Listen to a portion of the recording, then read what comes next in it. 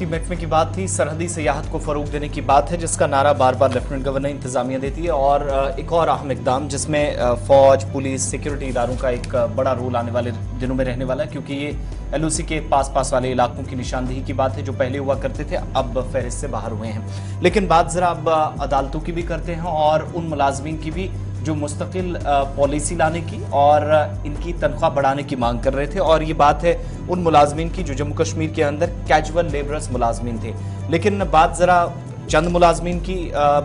जिन्होंने अदालत का रुख किया था, मगर एक तरह से उन तमाम मुलाजमीन की जो मुख्तलिफ महकमों के साथ जुड़े हुए हैं गुज़श्ता कई बरसों से बतौर कैजुअल मुलाजमीन, एहतजाज भी किए, सारी चीज़ें की है। लेकिन ये जो अदालत का फैसला है ये बहुत सारी चीज़ें क्लियर करता है। दरअसल महकमा सेहत के अंदर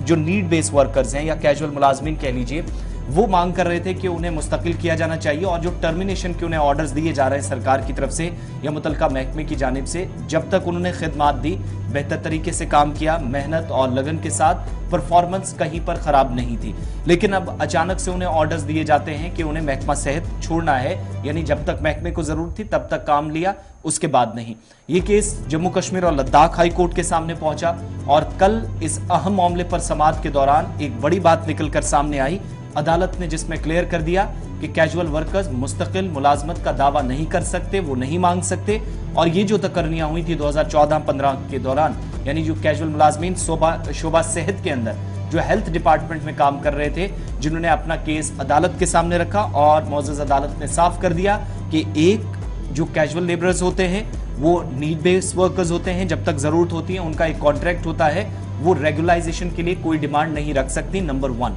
दूसरी बात इसमें क्लियर कर दी गई, जो दरख्वास्त उनकी तरफ से दी गई थी ये कहकर खारिज कर दी गई कि ये अदालत तक दरख्वास्त लाना भी गैर कानूनी है, इसलिए क्योंकि 2014 में जब तकर्रियां की गई, जहां जहां जरूरत थी वहां लोग लगाए गए। बैकडोर अपॉइंटमेंट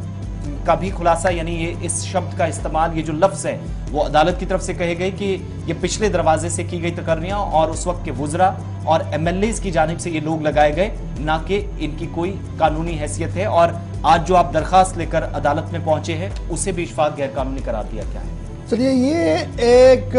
डिसीजन जो है ये एक लाइन खींची है अदालत की तरफ से और शायद इंतज़ामिया के हाथ एक और कागज़ लग गया है सरकार का, जहां पर वो अब कैजुअल और डेली वेजर्स और दीगर इस तरीके के मुलाजमीन को ये कहेंगे कि जनाब अब आप क्या करेंगे जी, आपके लिए दरवाज़ा